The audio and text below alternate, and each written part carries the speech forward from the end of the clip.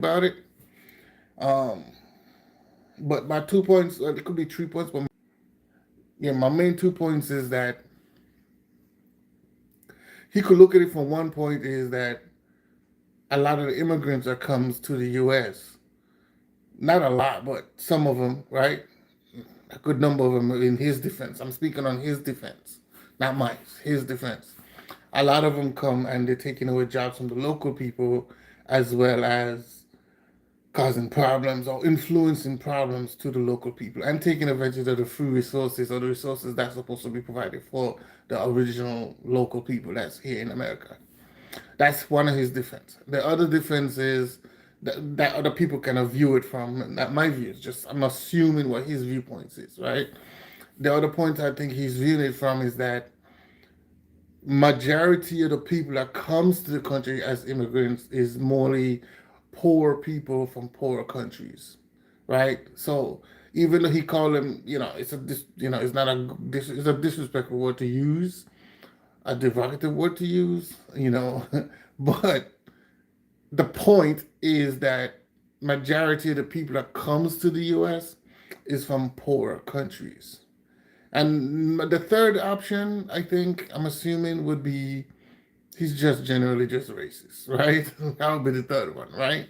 He just prefer white people than any other race of people to come to the country because those are the smarter, better people, more civilized people in is in his mindset. So those are my three different viewpoints that I think he's viewing it from.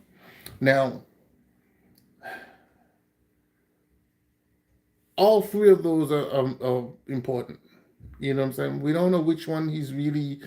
It could be all three, right? But we don't know if it's all three or he's picking one of the two or two of the one or one out of the three, right? But the issue is that all three have all good points of how he's viewing it. Now, the one that's racist part, if it's that part, then I would just say it's a typical thing. Hey, it is what it is. You know what I mean? They rule the world, they conquer the world. That they pride on those that type of uh colonization and all that good stuff. And once they get to that level of success, of course they're gonna want to maintain it and keep it going, right? That's the way how conquering works, right? So it's not that I'm saying it's bad. It's not bad, but that's the way it works until things will change. Now the other two options, which is preferably um, not just poor countries. If it's just like let's go with the next topic, which is not just poor countries. He's I could see his point in that. I do think white. I do believe there's white people that come from immigrant countries as well, right? That come from low income societies, because not because a person come from Norway or Denmark or England or France, Italy. It doesn't matter where they come from. You know what I'm saying? There's poor people in every country, and some people who come from even if they're in the like let's use Norway for example because he mentioned Norway. Let's say you're coming from Norway, you got people in Norway that's just they have lower income than other people, and they probably figure well if they go to the U.S. it might be more successful. Now it might not. I mean, based on his defense, it's not a lot of people come from those side of the table, but those. First of all, this is the thing that Trump needs to understand. Majority of the world, when it comes to major countries, is ruled by his peers of people, the white people, right? You got England, even Russia. You got um, France, Italy, Denmark. I mean, Norway. You know, um, all these countries that he mentioned that he prefer, right? You could say Canada. You know what I'm saying? All of these countries, right? And the thing is, they're white too, and they you gotta understand they have the same perception. Why would I want to go to another white country when the country I have is also white and we can just work with each other and be good with each other? Just like, for example, when he had to sit down with the Noble president told him to come to Norway and visit and be part of their country versus him coming to America. I mean, they can both do back and forth. You know what I'm saying? So it's that's the conversation we having, right? Now, the other thing is this: poor people is poorer, like they're poorer, and a lot of these countries that Americans or white people or President Trump, for example, is deeming as poor countries. A lot of these countries poor due to them destroying the country and putting restrictions or taking away certain liabilities and things that they can produce and provide and make good income and lower and basically making, I guess you want to say, they're making fraudulent deals or causing issues to those countries for them to not make. And then also they call talking about putting terrorists on countries and stuff. It can put more strain on those countries to survive because the expenses is not there. They don't have the expense like that. Even in Africa, if you want to say the continent of Africa, for example, I'm talking about all the countries in Africa. They all have some significant restraint to what they can do and how they can do it and where they can do it and who they can do it to, and who's going to make those decisions of exploitation and so forth. Um, yeah, I know you haven't asked me. Well, Africa, they do have restraint. Y'all need to do your research. I'm not gonna sit here and do it for you. But I've done and I've seen some of these, um, you know, seen and heard this government talks about the restraints and seen the you could just look it up on the internet. It's all on the internet for you to see.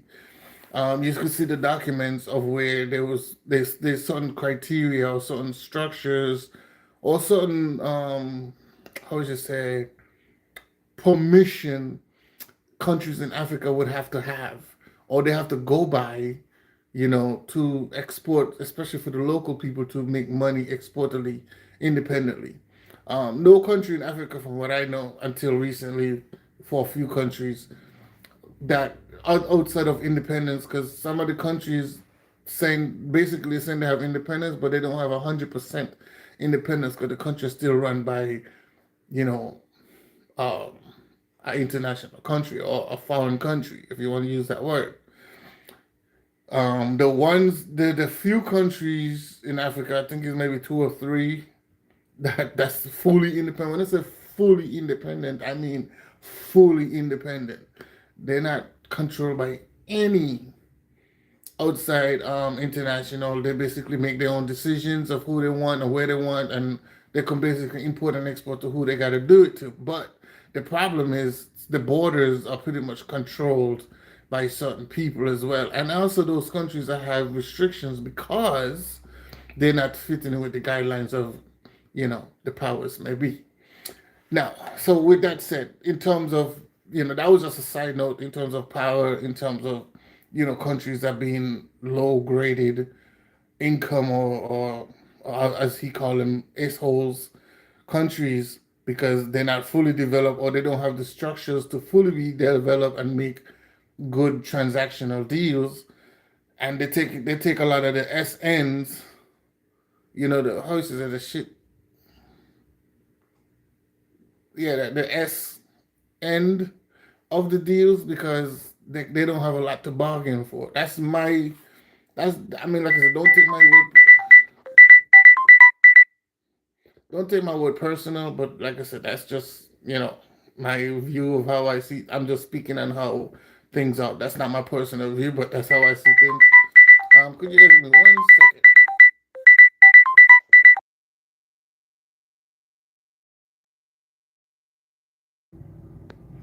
All right, sorry about that. I got interrupted phone call. I got interrupted phone call.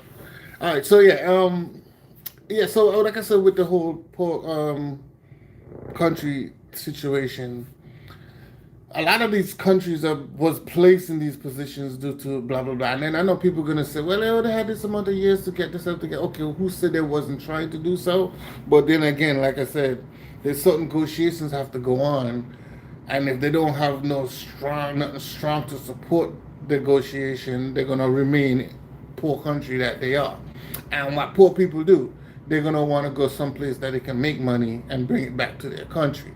Now, That's the two sub. That's the race subject, and then we talking about he calling poor countries. Now the other one of him just saying that he want more of these people from these specific countries versus the people that's here or the brown skinned people or whatever.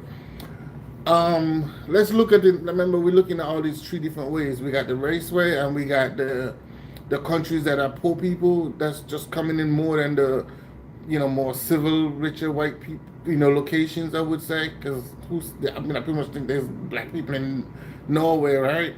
And then the third one was skin tone, or not skin tone, but the stronger population of people coming in that's not white, right? Now, that's there's a lot of white people that comes to this country. You know what I'm saying? I mean, they travel everywhere. White people travel everywhere. You know what I'm saying? But then again, that kind of taps into like, why would I want to leave a country that's I'm white already and I have more benefit than any race in the landmass that I'm in, for me to go to another country that's dominantly white. I mean, I guess predominantly control of white. When I can stay right here, and then again, that country might have more, political issues or whatever it is that's going on over there, compared to me leaving from where I'm coming from. Okay, so this is what I'm saying. A lot of poor people, he's Denmark, not Denmark, he made a like I said, people can go to the list, 75 list of countries that the U.S. banned from visa or freeze from visa to come to the U.S. as immigrants, or visas if you want to put it all together. A lot of those countries are African countries, Middle Eastern, Caribbean. Most of them is like African and Middle Eastern, most of them, and then you have a good chunk of them that's in Asia, right? You have Myanmar in there too, Thailand, stuff like that. Cambodia. You got a lot of those countries in there, a lot of Asian countries, and he have a few Caribbean countries, not a whole lot, but a few. And then he have pretty much Middle East and Africa, right? And then he have Russia in there as well. So, and yeah, I think Russia, right? They might have one or two European countries in there, but most of them is Middle East. Most of them, right? So what I'm saying is this: those countries are the poor countries. Those countries are the most poorest countries. Well, not the most poorest, but those are poor countries. That's they're doing okay. So in some ways, but there's a lot of poor. They make less money than most major countries that's doing pretty well, right? It's they're more, and those are more browner skinned people, black people, if you want to call it that. So when he's saying he want more white people to come into the country, they do have a lot of white people from white countries that comes into America. But like I said, why would they want to do that? They have to have some kind of like incentive or some kind of disbalance for them to want to come to America, right? So, for example, I'm going to give you a positive example. Like, let's use Caribbean for example. If you live in Jamaica, Jamaica is a bigger island, one of the biggest islands in the Caribbean, and then you have an island like let's say St. Vincent, right, or St. Martin, or not he banned Grenada. He did ban Grenada, so I can't say Grenada. I think I wonder. I don't know if he banned Guyana, the island Guyana, but Guyana's supposed to be a nice, small, decent island, and Scotia is okay. But anyhow, so what I'm saying is this: a lot of the islands they didn't ban. A good number of them, but not most of them, right? But because a lot of these islands, they just tend to stay to themselves, and they just, the crime rate is not that high, and it's pretty low because not a lot of people live on the islands. You know what I'm saying?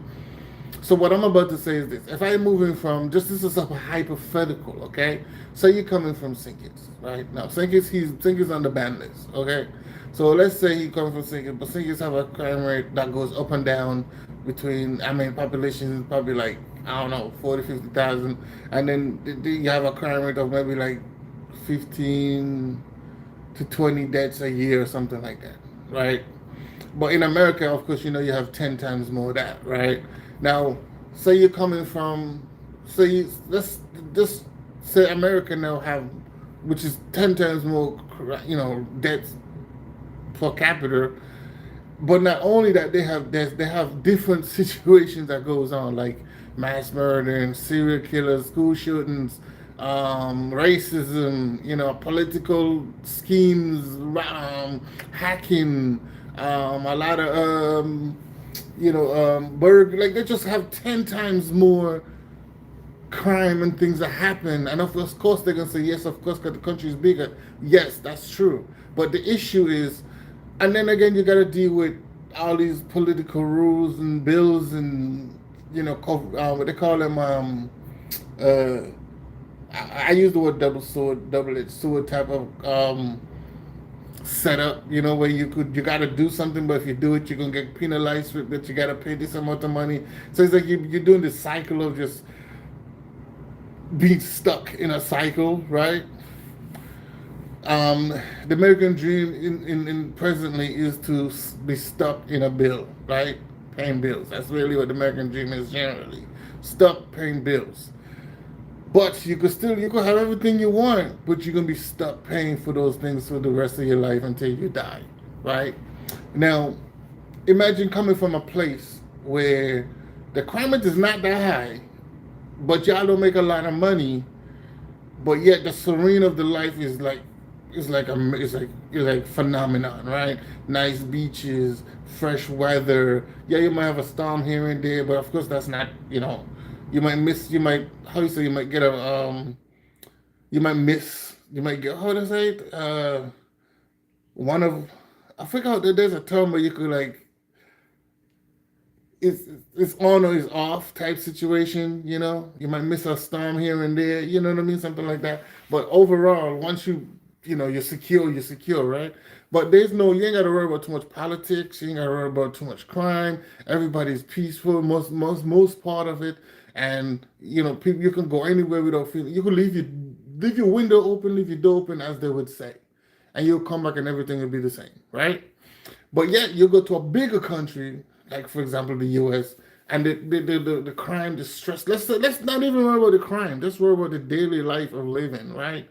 You got to worry about finding a job, make sure you have a job to pay enough money to pay bills, da da da da da da.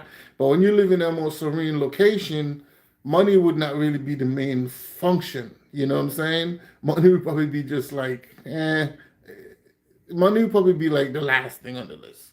What would come up more is, I guess what would matter more is the weather. If the weather is the best or the bad, right? Because you ain't got to worry about much. You know what I'm saying? So when it comes to a lot of poor countries, yes, they might have a serene life in some way, some sense, but they're poor. You know what I'm saying? They're not making enough. The country's not providing enough, and they can't do a lot of export to build the country, or they're not providing anything from the country to produce anything, or under the countries are not dwelling on these countries to do anything, right? So of course they're gonna come to major countries that they can make from. Now, whiter people who living in the more fortunate countries that benefiting good sources for themselves, they're not gonna leave. They're not gonna want to go to another white country that provide other things that they don't want, that they don't have, that they don't have to deal with. Like you're talking about Norway. Norway, like me doing a little research in Norway, they say almost everybody in Norway is rich. That's the term that they're giving for Norway. You know what I'm saying? That's the term. That's the term they're giving. They have another country. What's the name of the country? I can't remember the name of the country, but there's another country similar to Norway that have a high value of living, or how would you say, a serene value of living, and a lot of people, people, it's like on top of the list of living, and they said people living there making, nobody there, everybody's not rich, but they said the life there is so perfect, it's like nobody want to leave. They don't need to. You know what I'm saying? And the population, I think the population is not too high. I mean, it's good high, but not like high a lot of other people. And they, there's the people over there make good money. And when I say good money, not like big money like American people, but they make decent amount of money to live, and they don't concern about the amount of money that they make. They're concerned about they're more concerned of how the society and they live amongst each other. So whoever set up that algorithm for the mindset, that's a genius. So Trump got to understand, like, this is why white people not gonna. Some white countries, they have their own power structure, and they control that power structure. So they're not gonna leave their power structure to go to another white country to have a messed up power structure. It's just not gonna do it. So with that said, that's my opinion on that. That's the way I view that. That's the way how I see it. I'm not saying. I mean, I do think he makes racist views. It's my personal response now. I do think he makes racist views, or he might joke about it, however he sees it. I don't think it's funny, for coming from a president specifically. But, and I'm not saying he can't make jokes, but if he just joke, then he got to make sure he's stable. He labeled it as a joke, and yes, even that could still be, whitewash, of course. But um, he got, like I said, he have three views, and those three views once again is one, he could just view it as that is more um, low grade people coming to the country, coming from like a poor country to America, and he just feel like there should be more other races of people besides lower poor countries coming to America. Although that's one of his statements, and the other one could probably be, well, maybe we just need more white people from white countries coming from their countries versus brown and black people coming from their countries, because it's like that's the only people I try to be attracted to. But he's saying that we need more white people that look like us and come in here. And then the final conclusion. This is just my assumption. I'm not saying this is what he said. I'm saying this is my assumption because he never labeled which direction he's going about it, what his reasons behind it. He's just saying what he wanted. That's from my understanding. That's what he said. He just what he wanted. And my third reason would be maybe he's just playing racist and he's playing the race card and he's trying to make it look funny or whatever. But maybe he's just being, racist, and just saying, yeah, we're sick and tired of, these black and brown people coming to a country, and we want more white people coming here because we feel like white people are more civilized than black people. And that could be a racist response. So with those, you guys let me know what you think. Let me know how you feel. Leave a comment. Give me a like. Give me a subscribe. And then I will gladly respond as well. And I appreciate you guys paying attention or listening to me. And give me a like. Please give me a like. Thank you.